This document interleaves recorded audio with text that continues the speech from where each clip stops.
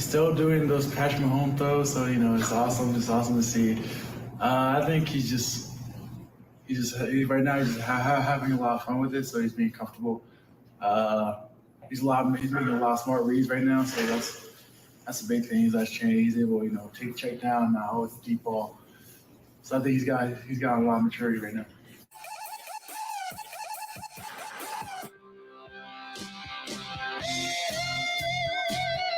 Yeah! That right there, give yourself a pat on the back if you knew that was Junior Colson, Michigan sophomore linebacker. Dennis Fithian, welcome in here on the Maize and Blue Review as we get ready to go here on a Monday. Everybody says it now because it's true. We're getting closer and closer to football. You get in the morning, a little colder, all of that, a little more, I don't know, colder is the right word, but it's exciting. I'm excited. You're excited. We're all excited. And today, if you like Michigan football, we are going to play right to that excitement as we are going to talk all about the Wolverines. And we've got Andrell Anthony on the front page today, Michigan playmaker. And what else are we going to talk about today? Well, we've got practice news. We will talk about what's going on at practice. They've been at it for since August the 3rd, and today is the 15th. So they've had a few practices under their belt, including a scrimmage as well over the weekend. We'll get to that. Also, Andrell Anthony had an impact last year as a freshman. I will tell you who I think will impact this year's Michigan team as a frosh. That's coming up straight ahead, but we will start with the AP Top 25, which is fresh off the press. Is so fresh we can call it breaking news. And for the top 25, let me get the top 25 up here. If you remember when the coaches last week or the week before, they put out their top 25 poll, Michigan was ranked 6th. In that poll. I have myself, Michigan, when I did my own top 25 poll this year at 4. So I thought the coaches got it a little bit wrong when they had Michigan at 6.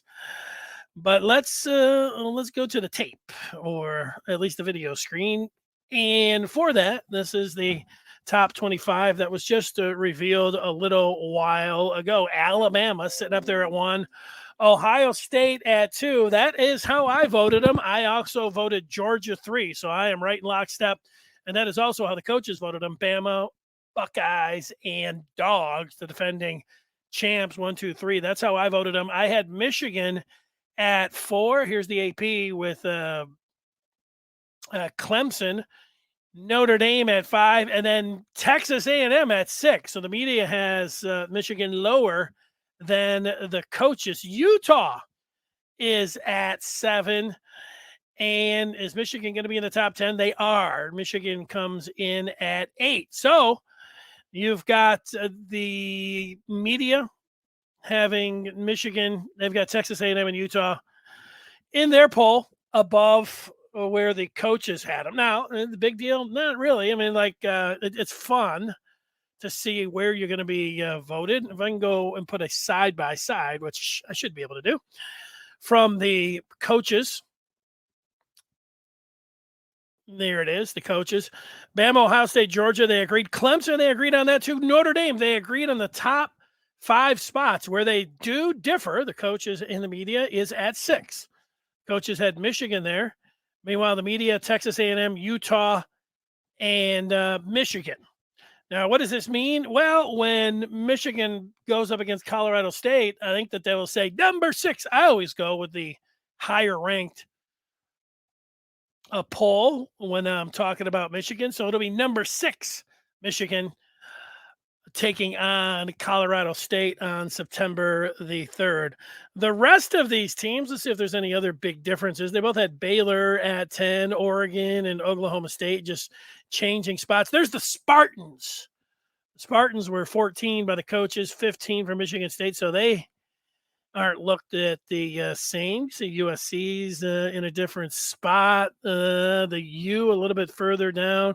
How much you see the coaches had Cincy at 22, Cincy 23. These are pretty close, actually, when you're taking a look at it. Others receiving votes. You see, Michigan only plays Ohio State and Michigan State right now in the preseason top 25. But if you look at other teams receiving votes pretty quick, you see Iowa and Penn State are both in there. Both of those teams, certainly Iowa, could be. They both are knocking on the door of the top 25. If that matters, how much does it matter? Look at there's one little measly vote for Nebraska.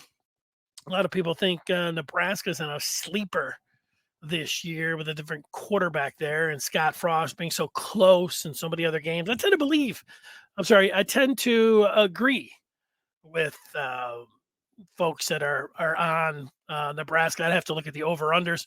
I'll do some of that as we get close to kickoff. I do like Michigan over is it 9 wins? I like Michigan over 9 wins. And I don't know. I was just going to think, I don't know if I've ever bet legally or illegally on Michigan, even when it comes down with my friends of mine that might not be Michigan fans, like, I'll bet. I don't think I've ever put a bet on Michigan. No, I take it back. I'm not football. I don't remember, but basketball last year, gambling was legal. Imagine betting on recruiting. No, I can't. But I can recall Michigan was playing North Carolina last year, and I got a tip from a friend of mine who bets a lot, and he said, "Oh, I love the under in this Michigan North Carolina game." And he gave me the reason. He's like, "Oh, look at the shooting percentages, look at the points per game, and then look at the total. Everything adds up here for this being a dead under." So I put a couple bucks on the under of Michigan North Carolina. Guess what? It was the under. One other time, Michigan was blowing out Purdue at the half, and as this was betting against Michigan, I took Purdue with a money line, thinking, "Wow, if Purdue comes back, I think they're going to come back, and they win this game. If I put $1, it was like, I'm going to win 15." So I thought it was a good bet. And then the other part was, and this is not a good thing to do with betting, but people do it. You bet some wild. In this case, Purdue getting 15-1. And, if they do it, you win $15. If they don't, you're happy because Michigan wins. And so it ended up playing out where Michigan beat them by more than they were up at the half. It was a real surprise. And I could tell that my bet wasn't going to work pretty quickly. And it was only $1. So I didn't feel all that bad about it. All right. Well, so if we get back to the coaches had Michigan at 6, so we can update it. You're either going to have to go with Derek Moore, the true freshman, at number 8, or who wears 8 on offense? I'll give you guys a couple seconds to think about it. It is Ronnie Bell. And there's a picture of Ronnie Bell. 6 by the coaches, 8 by the media. When you get into a situation that people say they wish they weren't preseason polls, I hate preseason polls. Preseason polls are meaningless. They're not meaningless, but it's like entertainment. It's a little bit like recruiting. Like if somebody is considered a 5-star, it's like, hey, they're the number 1 team in the country. They're a top 5 team in the country. It's like, hey, your expectations go up for them. A lot of times teams that are not in the top 25, teams that are perennially, closer to 25 than they are the top 10 because they just don't have buzz or anything else. They're the ones that, tend to say that things are meaningless when it comes down to the poll, but it's just a guide. If they did away with the coaches in media poll, well, then the media would just assemble one and put their own out anyways. And then if they didn't, somebody would. I would. I've got my own top 25. And people even take it to as soon as the season's over, it's like, here's the way too early top 25. So it's never going away, and just have fun with it. That's it. That's how I feel about polls. All right, let's get to practice, not the games. We're talking about practice. I have 3 names up on the screen. Before we do that, I want to tell everyone if at any point you wanted to get in and leave a message, I've got the screen in front of me, and I like to hear people's thoughts, Michigan fans' thoughts on where they're sitting. Here's Ricky hoping for a big commitment today. I don't think that's going to happen, but that's just me reading the tea leaves. Luke is in Thailand, pumped for Michigan football. What's up, Luke? What's going on in Thailand? That sounds fun. Adrian just saying a shout out. Travis likes the Associated Press poll. Number 4 and 8 are very close in votes. Lots of potential for Michigan to move up quickly. Yeah, well, here's the thing that we know by Michigan's September schedule. They're going to be 4-0 going into Iowa, which is just on the outside of the top 25. And so if any of those, teams, I don't know if any of those teams in front of them are going to lose, but Michigan's going to be 4-0, and they're going to be a top 10 team. Where it really matters if Michigan, picks off Iowa, if they're able to go to Iowa City. Yeah, they're going to, and then, other teams, they're going to, not all those teams are going to stay undefeated. Michigan's got to win all of their games. Like, because Michigan, has the schedule like it is, very easy non-conference schedule. All of the other games line up perfectly. Maryland, they're going to beat Iowa, I think. Go to Iowa. I mean, that's a tough place to play, especially at night. But going to Indiana and Rutgers, those are their 2 road games. I know they had a tough time with Rutgers last year, but they should be able to go to Piscataway. A lot of Michigan fans go on that trip because they like hanging out the night before in Manhattan or, any of those boroughs over there. Pretty close, I guess. I've never been to Piscataway myself, but you enjoy the New York City nightlife. A lot of Michigan fans. I don't want to say as many Michigan fans, but it'll be a huge contingent of Michigan fans. It's the same thing in Indiana. You look at Indiana, you don't get real excited. It's 12 o'clock kickoff and they show the stadium. It's like, ooh, that thing's not, nobody's saying, Indiana is a real hornet's nest. Why? It's going to be really tough to go into Bloomington and win that game. So just set it up, Travis. Michigan at Indiana, at Rutgers, and at Iowa. That's tough until the last one. At Ohio State, Michigan. The expectation here is for Michigan to go 11-0, and if Michigan goes 11-0, at that point, I would say that they would definitely be into the top 5. Probably would be a top 3 team, and I don't think Ohio State's losing. So we could have another. What do they call that 2006 game? The game of the century. Game of the century 2.0. Game of the quarter century. It would be nice, if they had more. In 2006, they're only 6 years in, calling it a game of the century. It's like, okay, you got a lot more to play with here. But yeah, I'm with you on that. Let's see. Taylor Upshaw, here's a prediction from BA. Will dominate this year, next big-time rush edge. Yeah, that's not a bad selection. Number 91, Taylor Upshaw, played a lot last year, going into his final year. I would say if I had to scratch out a starting lineup right now, I think that number 91 will get the start opposite of Mike Morris on the other side with Mozzie Smith and Chris Jenkins on the inside. I think that will be the front line. So, yeah, Taylor Upshaw, that's not a bad pick. That's not crazy. I think that's pretty good. Here's somebody asking about Rooks along the defensive line. I think George Rooks is who you're talking about. We'll get to some of the freshmen coming up. Bryant making a prediction about Roman Wilson, saying he has to be our number 1 receiver this season. Well, Bryant, I think Roman Wilson is my prediction myself is that I think he's going to catch the most receiving touchdowns for Michigan this year, but he doesn't have to be Michigan's number 1 receiver if there's a position that Michigan is really stacked in. Like, it's a good thing just to go back to last year at this time. If I was sitting here on this show last year at this time, I would be saying that Michigan's wide receivers are unproven after Ronnie Bell. Michigan could not afford to lose Ronnie Bell. There's a lot of talent behind him, and we'll see about the guys that step up, but there's no way that Michigan could lose Ronnie Bell. They'd be in a real tough spot if they lost Ronnie Bell. Now, I wouldn't keep saying it because, you don't want to, harp on injuries or anything like that. But Ronnie Bell got hurt in the first game, and it was like, wow, that was a huge injury for Michigan.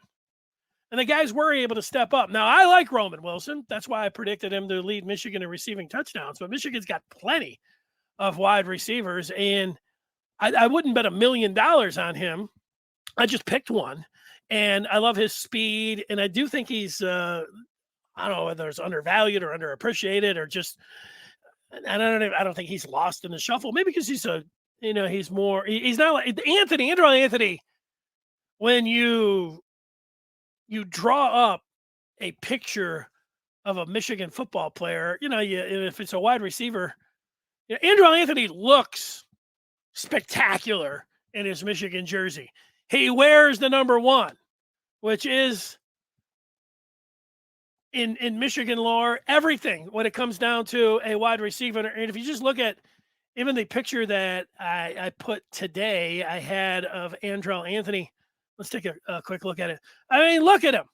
And real close, if you, I can't zoom in on the mask, but he's got a reflective mask on, and then you can see Michigan in it. I mean, he looks like a Michigan playmaker.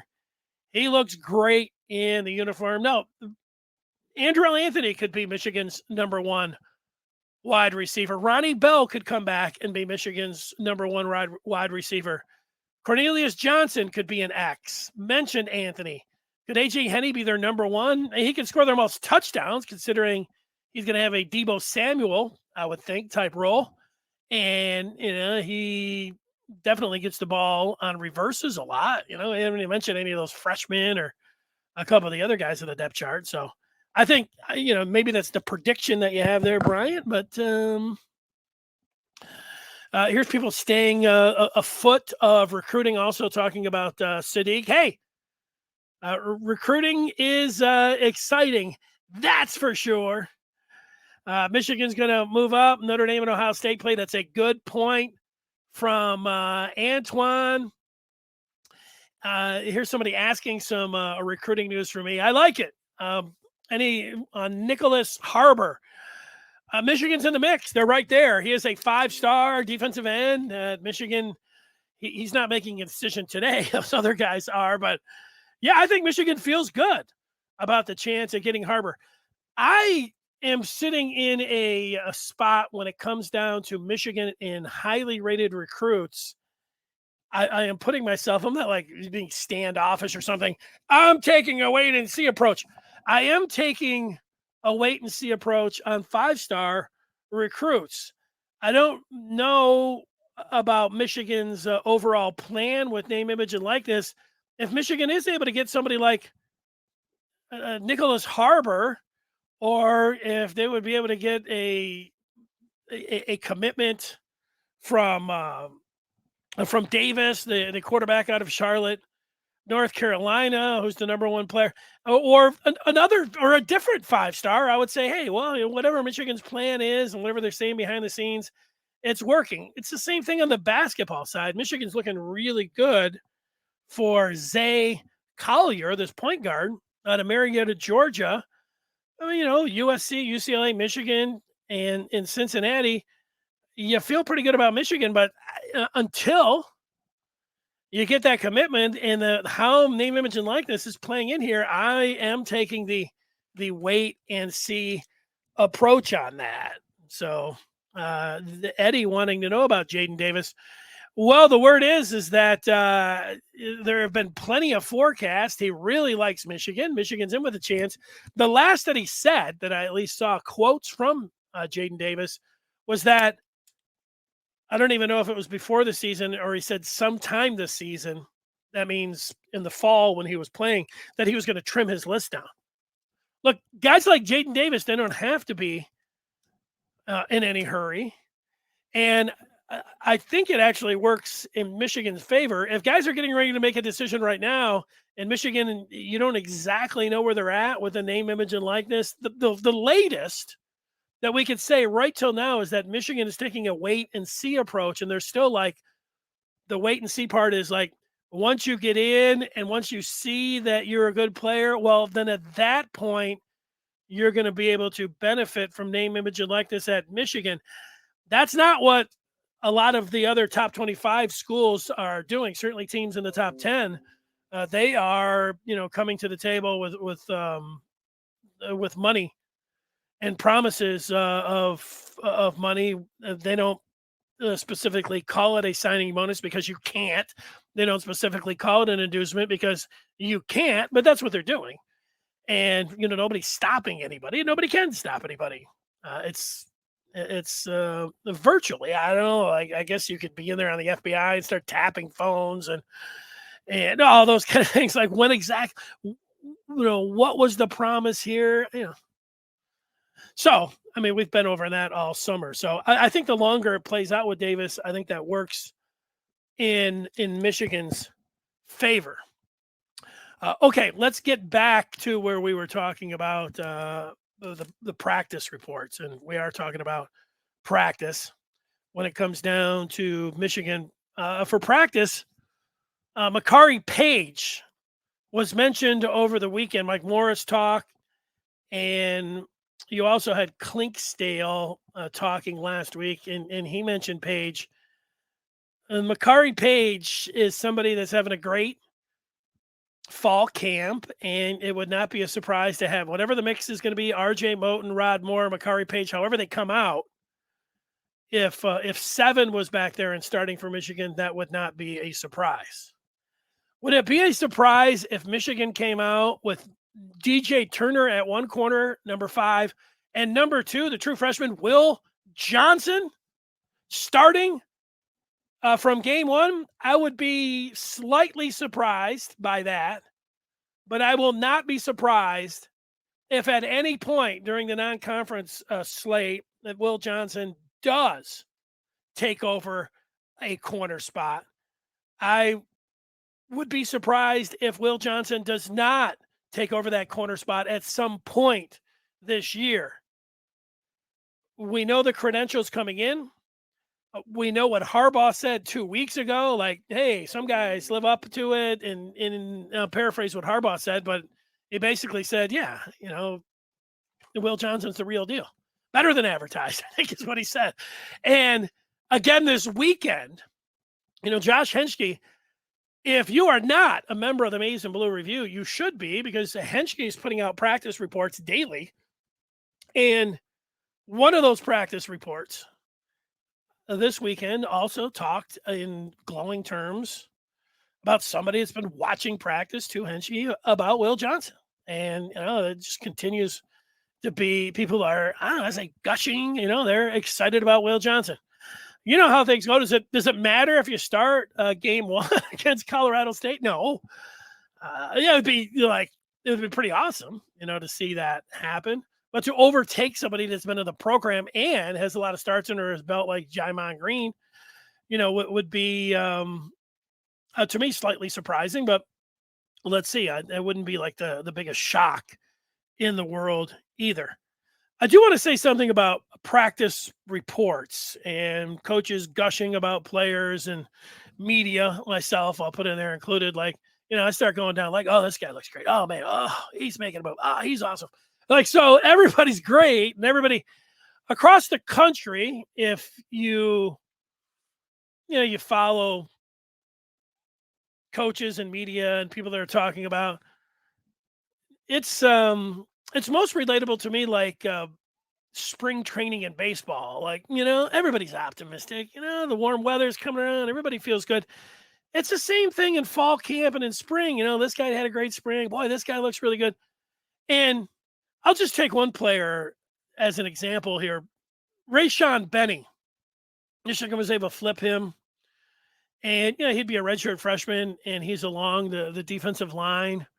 And there have been some good things that have been said about Rayshawn Benny, that he's having a good camp. Now, talking positively about somebody like Rayshon Benny, and then you get into the opener, and you don't see number 26 out there. It's like, I thought they said Rayshon Benny.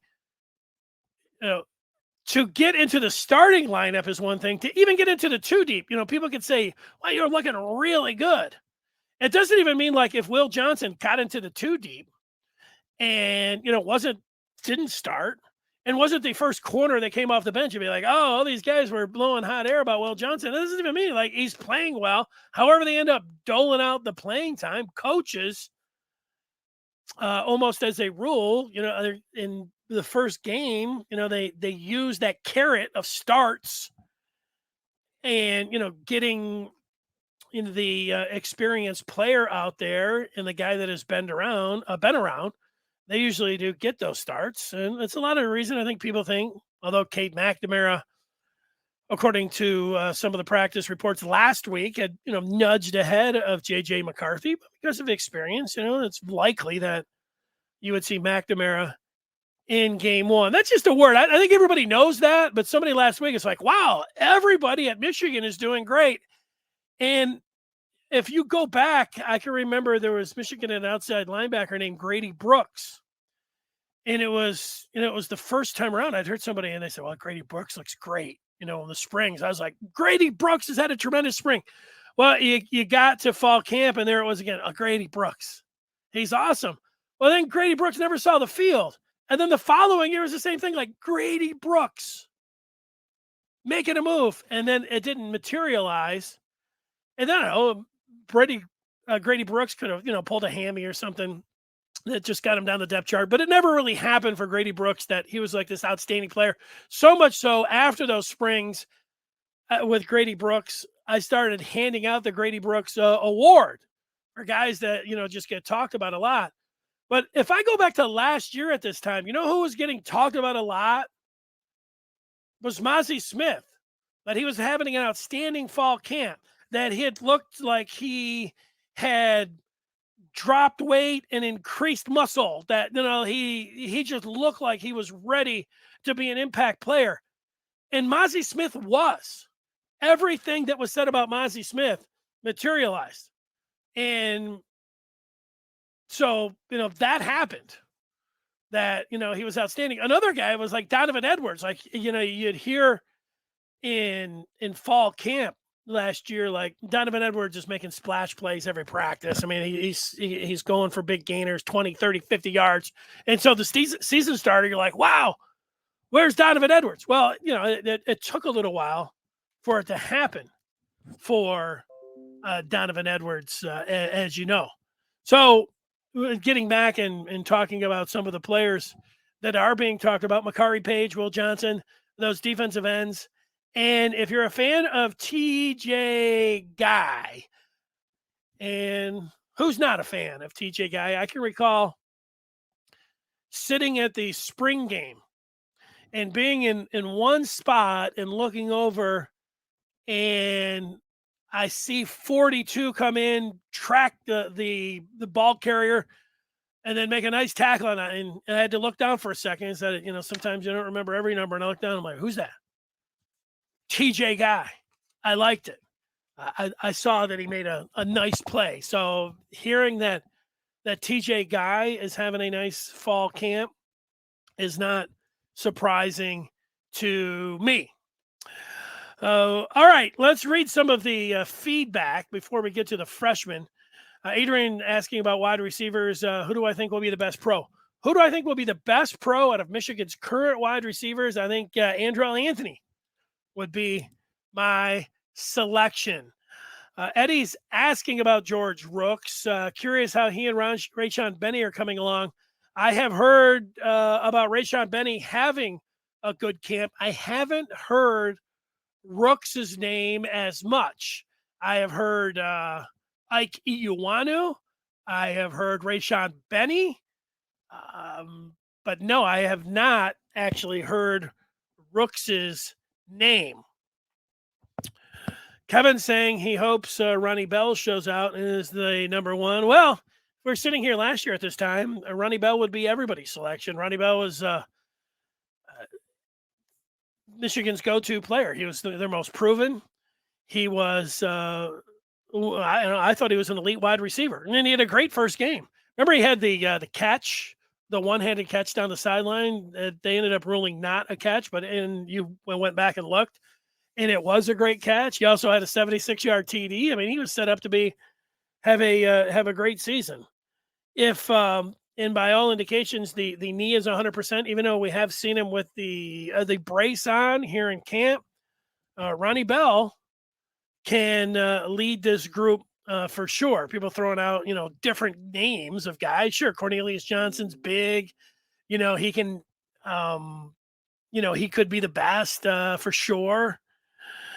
When it comes down to the wideouts here, Antoine's talking about Ohio State. One thing about Ohio State, Antoine is thinking that Michigan is going to beat Ohio State, and it's a great thing to think about. It is. We know we haven't even seen game one, so I'll go all the way to the end of the season, and I think Michigan's going to be 11-0, and I know a lot of other people think the same thing. And if they do actually go 11-0, I think a lot of the people are going to change their opinion about Michigan's chances of going down to Ohio State and winning that game. But if Michigan is able to have their offensive line like it was last year, and they can have an explosive offense, I think Michigan's offense can stay with Ohio State's. Ohio State had the number one offense in the country last year. Ohio State's going to have the number one offense in the country this year. I think Michigan can score with Ohio State. And so when it comes down to the defense, and Knowles is a new defensive coordinator, Michigan has a new defensive coordinator. Can Michigan's defense, can they find enough playmakers? Michigan, I think you should feel at least optimistic about Michigan having a good chance to go down to Columbus and being able to win that game. Now, talking about Michigan running the table, if you want to talk about them running the table, I admire people that pick Michigan to run the table. I'm not picking that this year. Previous to 95, I used to pick Michigan to run the table all the time. I don't think since 95 I have. So there we go. Let's see what else people are talking about. Other members of the media posting things online. I'll have to look, until I actually see that myself. I'm not really sure. Nothing against anybody and, saying things about what other people are saying, but I'll have to go look. It was nothing earth shattering, just somebody saying something good about one of the Michigan players. DJ saying he's happy to see the running backs look SEC-ish. I hate to use that line. Let's just say I'm fall ready. Great strength and conditioning going on. Well, Michigan has, if you look, I don't know, whatever kind, you can go to a Walter Camp, you can go to Phil Steele, various other media outlets have talked about who are the top running backs in the country. You don't have to go very far to find Blake Corum. Most people have Blake Corum as a top 5 running back, not in the Big Ten, in the country. And then when you look at, and I've done this, if you look to see out of all of those teams, does Alabama, because of course Alabama's going to be there, but do they have a second running back? Michigan has, with Donovan Edwards and Blake Corum, the 2 highest rated when you take them together running backs in the country. So does that mean they have the best running back room? Well, I don't know. Your 2 top guys. I mean, how many different guys do you play? Michigan is they've got a great situation at running back. And Michigan has not had, Haskins was awesome last year, but Michigan has not had NFL type backs, even though that used to be something that you would say all of the time. If you look here in the 21st century at where guys have been drafted, it has been few and far between when you're looking for guys that are taken in the first, second, even third round. Not a lot there. And right now, Michigan has 2 guys that, are looked at. Well, I'll look at them as, second or third round guys. Not many guys get taken in the first round, especially at running back. Well, let's get a couple more in here. Is Blake Corum being underrated? Blake Corum is underrated by Michigan fans. He's not underrated nationally. He's a top 5 running back, like I was talking about nationally.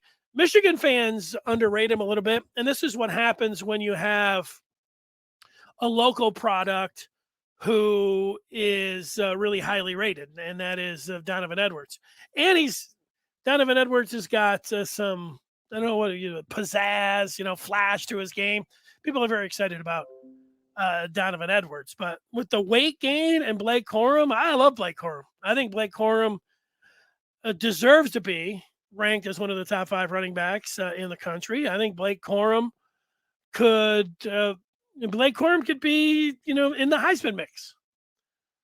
He goes out and has a great game against Iowa because he's going to be able to rack up. I don't know how, he's going to rack up he can rack up as many touchdowns and yards as he wants in the first 3 or 4 games. However, that ends up being divvied up. And then you start going on the road and you start playing well. Corum could definitely be there. CJ indicating that Ohio State plays Iowa and Whiskey in their crossovers. Both have heavy run teams, so they had better hope they're better this year against the run. Yeah, well, that's all that anybody has said that has followed Ohio State. They're soft, their technique's off, they can't stop the run, they can't run the ball, they're a finesse team. I mean, they've heard it all year long, so that doesn't mean that, they know that's the weakness. They know they had a problem last year. They know that Michigan punched them right in the face and, they couldn't do anything about it. And so they hired a new defensive coordinator. They've got good talent. We'll see if they're going to be able to stop the run. I would imagine that they'll be a little bit better.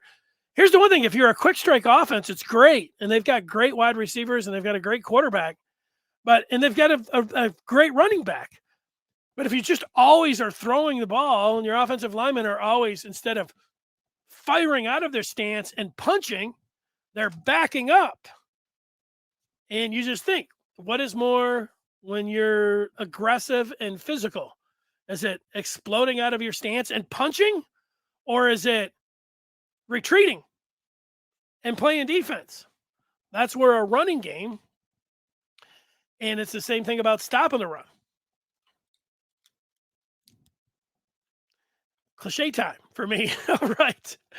So there are the 3 guys talking about practice: Page, Johnson, and Guy. Remember where you heard it.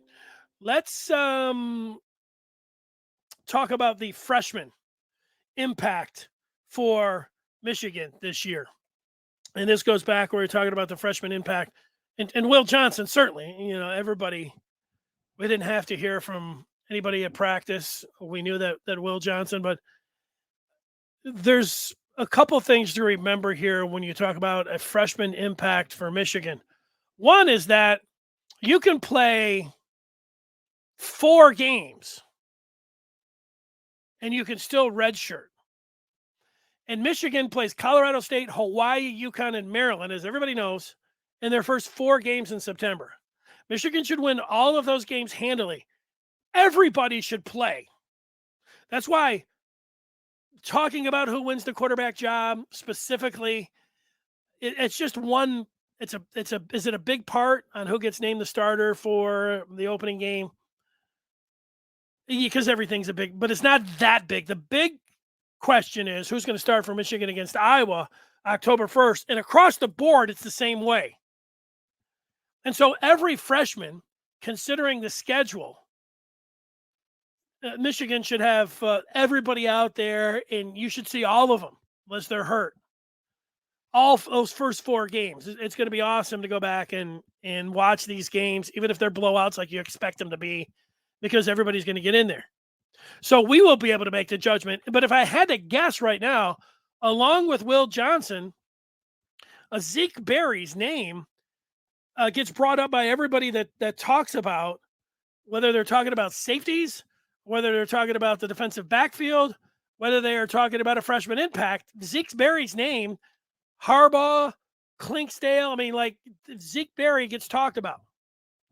So I would say that Will Johnson and Zeke Berry, and I'll say Keon Sabb too, I think those three will have an impact this year for Michigan as freshmen. At linebacker, I would, without knowing anything that I have heard from anybody talking about him, I thought Rolder was going to be the guy that could get in there and maybe have some impact. That's going to play out in the spring. I'd be interested in seeing it. I hadn't really heard a lot about the freshmen. I have heard a lot about Mason Graham and Kenneth Grant. The word of caution there is that, defensive tackle is as much about strength. And I know these guys are in freshmen now are strong as can be, and they can get in there. And they probably will. But if I'm going for the top three in order, Will Johnson, Zeke Berry, Keon Sabb, that will be impact freshmen. On the other side of the ball, I think the thing that you have to remember is look at Andrell Anthony, pictured, who might be Michigan's most talented wide receiver, might be Michigan's best pro prospect, all of those things. There's a couple of things to remember about Anthony. One, he was a 3-star. Two is that you had heard good things about him, but he wasn't out there. It wasn't even until midway through the season, was the Northwestern game. It was like, oh, there's Andrell Anthony. And it really wasn't until they went to East Lansing and the pride of East Lansing announced his arrival on the college football scene with that 93-yard touchdown, that bolt of lightning. Perfect throw by Cade McNamara, great route by Anthony, great run after the catch. Boom, right down the field. It was awesome. And that wasn't it, though. It wasn't just like one play for Anthony. They were going to him. He was like wide receiver 1 in that game. And the point here is it took Western Washington, Northern Illinois, Rutgers, Wisconsin, Nebraska. It took until game 7 to even see Anthony, and then it took him to game 8, for him to make an impact as a freshman, and he was an impactful freshman. I would say the same thing about Donovan Edwards. As much as we heard about him in camp last year, and he's making 50-yard plays, and he's making big plays, it wasn't until it was the Maryland game. What's it, the 11th game, that Donovan Edwards really came out and had that 78-yarder, 10 catches, 170 yards. True enough, he made that sweet catch against Ohio State out of the backfield that looked so natural. You're like, wow. And then he threw the touchdown. The last 3 games, noteworthy across the board there for Donovan Edwards. But he didn't really come alive until game 11. And then McCarthy was the other freshman that you're expecting. And McCarthy from game 1. I mean, he was looking like Patrick Mahomes from game 1. So when it comes down to true freshman impact on offense, Darius Clemens just looks like he's too good. I would pick him over anybody to have a freshman impact. As deep as the wide receiver room is, he's that good. I hope for Michigan's sake, it's CJ Stokes at running back. We'll see. That doesn't mean that he can't be an impact player. Again, tough to get in there when he's behind Corum and Edwards. But Anthony, and it's just like the tight ends. There's a lot of good young tight ends and freshmen. Hell, Michigan's got 2 in Klein and Loveland.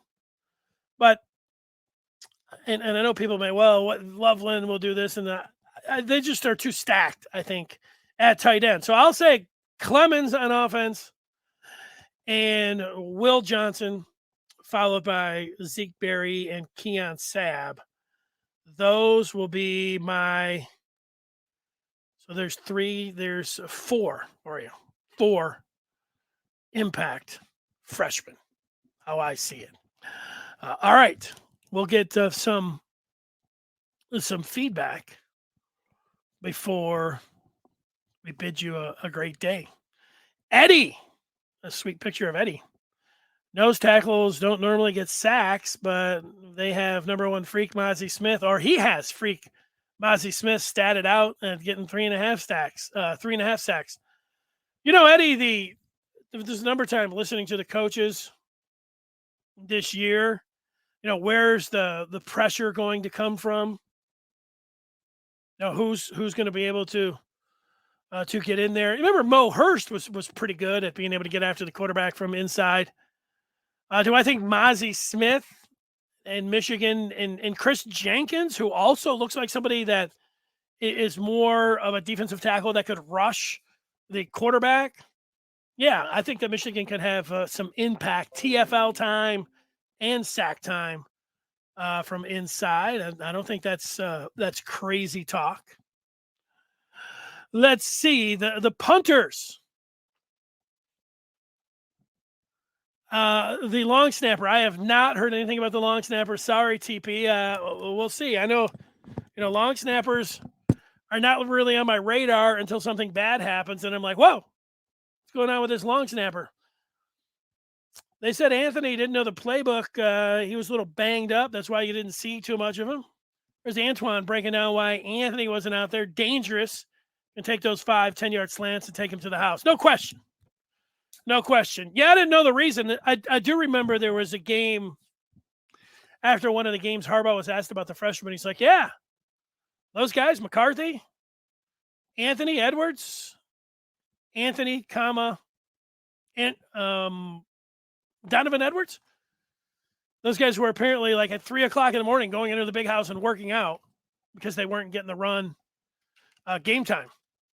And so that was a pretty good indication at that there was something maybe special there. Okay. So the rankings are in. We kick off this Monday with a little bit of practice news and a forecast for the freshman impact. Tomorrow, we'll dive into some recruiting. We'll see what happens. Michigan did pick up a commitment over the weekend. Maybe they'll have another one that we'll be able to talk about tomorrow. So thanks for everybody for getting in. We are here weekdays at 1:00. Means tomorrow, 1:00. We'll be fired up. We'll be here talking some Michigan football. Until then, everybody have a great day. Join up the Maize and Blue Review. Go to michigan.rivals.com. We'll see you there. We'll see you here tomorrow.